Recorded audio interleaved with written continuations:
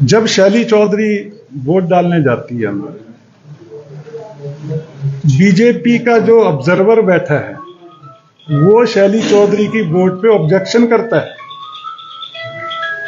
उसने ऑब्जेक्शन किया और कांग्रेस के जो वहां पे एजेंट बैठे थे उन्होंने उठ के जवाब दिया। 5 मिनट तक शैली चौधरी को खड़े रखा है और 3 बार वीडियो रिकॉर्डिंग बार बार देखी गई है।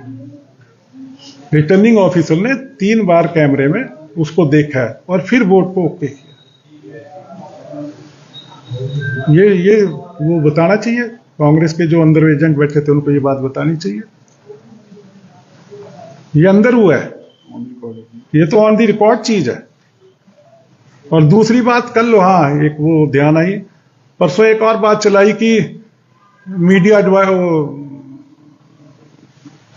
वही चीफ मिनिस्टर के एडवाइजर तरुण भंडारी जी, शैली चौधरी जब वहां गई, आपको उनकी स्वभाव का पता है, बाहर का खाना नहीं खाती है। जब वो कसौली लेके आए, बुखार था, उसने कहा मुझे बुखार है, उसके बाद सीधा लेके आए, वो उसने कहीं भी कुछ नहीं खाया। वोट डाली, वोट डालने के बाद मोबाइल ये सबके ले लिए थे, सबके मोबाइल लिए हुए थे। वो सीधा आने के लिए वो जैसे वहां से नीचे उतर रही थी तो रास्ते में वो खड़ा था। तरुण भंडारी हमारे साथ कांग्रेस पार्टी में लंबे अरसे तक रहे हैं, हफ्ते में 3-3 बार हमारा आना जाना था, घर पे मिलते थे। तो उसने पंचकुला में, खुद पंचकुला में रहते हैं और पार्टी के अंदर ही रहे वो 2000 मेरे ख्याल 19 तक, शायद 2019 तक वो पार्टी में रहे। तो वो एकदम सामने टकरे तो उसने कहा भैया मेरी गाड़ी मंगवा दो। तो उसने नीचे तक वो कह जी मैं छोड़ देता हूँ। वो नीचे साथ रास्ते में अंदर जैसे मिल गए, वहां बात उस बात को ऐसे बना दिया। तो ये सारी बातें आपके सामने। और इस चुनाव के अंदर शैली चौधरी को भी उसमें घसीट लिया इन्होंने, जो क्रॉस वोटिंग हुई, 9 वोटें जो पड़ी हैं। अब ये हर आप राज्यसभा का चुनाव देखो, पर वो एक अलग बात है। तब मुझे लगा कि नहीं, अब अति हो गया, अब इस पार्टी में रहने का कोई फायदा नहीं। जहां मान सम्मान ना हो, जहां एक दूसरे को खिंचाई के सिवा और कोई काम ना हो, जहां पे ये देखा जाए कि हमने आपस में ही एक दूसरे का विरोध करना है और उसमें किसी का कैरियर खत्म हो रहा, किसी का राजनीतिक जीवन खत्म हो रहा, उससे कोई संबंध नहीं है। तो फिर मेरा कल मन बहुत आहत हुआ और मैंने इस्तीफा देने की बात की, कांग्रेस पार्टी से इस्तीफा दिया। उसके बाद मैं देख रहा था, मैं सोशल मीडिया पे एक विधायक हैं, बादली से हैं, कुलदीप वत्स, वही बात वो भी मैं देख रहा था, वो भी कह रहे हैं यहाँ निष्ठावान कार्यकर्ता की कोई जगह नहीं है, चापलूसों की जगह मेरे सम्मान को ठेस पहुंची है। और उन्होंने भी, उनका भी नाम घसीटा गया तो उन्होंने भी इस बात को रखा। तो मैं नहीं समझता कि जहां पे मान सम्मान न रहे, जहां पे विरोध करना है तो अपने ही लोगों का विरोध करना है, किसी को टारगेट करना है और किसी को निशाना बनाना है, ये एक साजिश के तहत नाम उछाले जा रहे हैं। फिर मैं देख रहा था सोशल मीडिया पे ही, कल मंत्री भी रही है, महिला है, विधायक है कई बार की, गीता बुक्कल जी।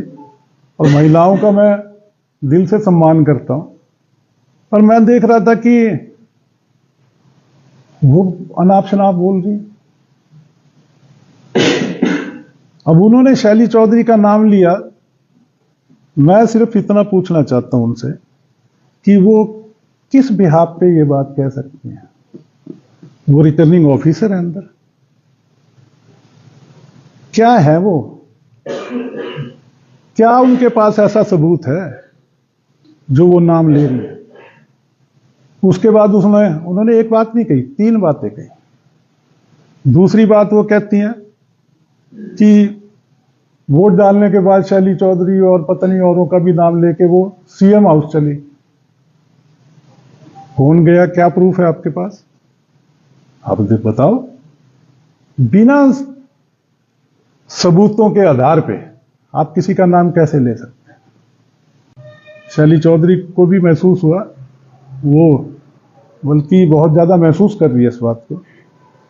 उन्होंने कहा कि मेरे साथ, आप सभी जानते हैं धार्मिक ख्यालात की आपकी विधायक है, वो मेरे साथ भी जाएगी तो गाड़ी में 10 मिनट मेरे ख्याल बात होगी, 90 मिनट अगर है तो वो अपना माला जपती है, पूजा पाठ की बात करती है। तो कहती वो यहाँ राधे राधे कर रही थी। उसके बाद भाई अगर वो माला जप रही, राधे राधे कर रही है, तो आपको क्या इतराज है उसमें? आप किसी की धार्मिक भावनाओं को क्यों ठेस पहुंचाना चाह रहे हैं?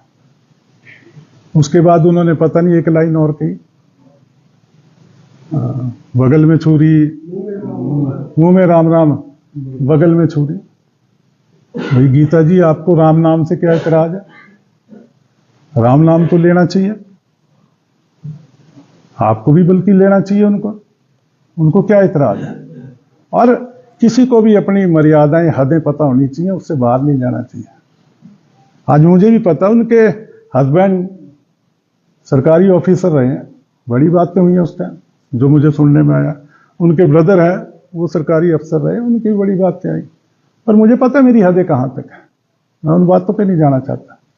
पर मैं ये जरूर कहना चाहता हूं उनको, ये तो वकील जी आपको ऐसी बातें शोभा नहीं देती, सभ्य महिला है आप, और मैं लीगली नोटिस भी दूंगा उनको बताना पड़ेगा कि वो कहाँ, किस ब्याह पे ये बात कह रही है कि आपसे खोया जा रहा है, तो क्या प्रूफ है, उनको ये साबित करना पड़ेगा।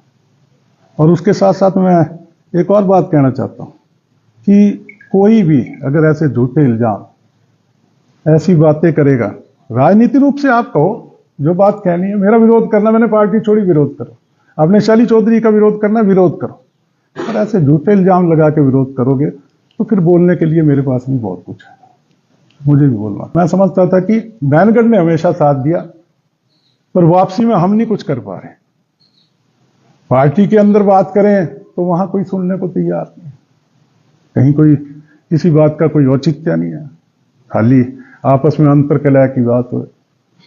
तो आने वाले समय में अपने साथियों से मिलके, पार्टी मैंने छोड़ दी है कांग्रेस, आने वाले समय में अपने नैनगढ़ के साथियों से मिलके जो भी ये फैसला लेंगे नैनगढ़ के हक में, जो भी फैसला होगा वो राजनीतिक रूप से लिया जाएगा। सर, ये बातें हमने हमारी शैलजा जो आपके लीडर हैं उनके सामने रखी या पार्टी हाईकमान के सामने नहीं रखी? इस्तीफा दे दिया? इस्तीफा तो दे दिया मैंने, कल दे चुका मैं। बात नहीं की उनसे आपने पहले भी ऐसी चीजें हुई? देखो नहीं, आपको अगर ये मैंने कहा ना, मेरे पास बहुत है, बहुत कुछ है कहने के लिए, पर मैं वो पार्टी की अंदरूनी बातें हैं, मैं अभी उन पे नहीं जाना चाहता। मैंने जहां जहां कहना था, बहुत बड़ी मीटिंग में हमारी जितनी हाईकमान बैठी थी उनके सबके सामने बहुत कुछ। तो उनको लेकर भी कोई फैसला लिया जाएगा, वो भी अलग हो सकती है पार्टी से, या क्या रहेगा? देखिए, अगर आप किसी को बिल्कुल निकालना ही चाहते हैं, ऐसे झूठे नाम लगाओगे, 9 आदमी है, 9 आदमियों के आप नाम दे दो ना,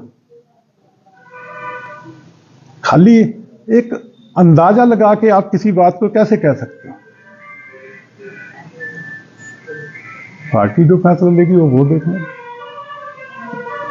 क्या अभी विचार किस तरह का है, किस पार्टी को चुनने जा रहे हैं? मैंने बताया ना, उसके लिए अभी जिक्र किया कि अपने सभी साथी हैं, फैसला कोई अकेला नहीं ले सकता, जो सभी साथी फैसला लेंगे वो लिया जाएगा। उन्होंने क्रॉस वोटिंग किया, वो इस्तीफा तो दे, फिर जिन्होंने क्रॉस वोटिंग की है वो दें इस्तीफा, जिन्होंने की है वो दें। 9 आदमी वो दें अपना इस्तीफा जिन्होंने किया। इस्तीफे में आपने मुख्य बिंदु क्या रखे? इस्तीफे में मैंने देखिए उसमें कोई बात नहीं रखी, पर जो आपके सामने बातें कर रहा हूं, ये जहां पे आप एक बात सुनिए, मैं पीक जी आपने जो बात रखी, मैं एक बात कहना चाहता हूं, जिस परिवार में परिवार के मेंबर आपस में ही लड़ने लग जाएं, उस परिवार का भला हो सकता है क्या? वो हालात लंबे अरसे से कांग्रेस में यही हालात चल रहे हैं।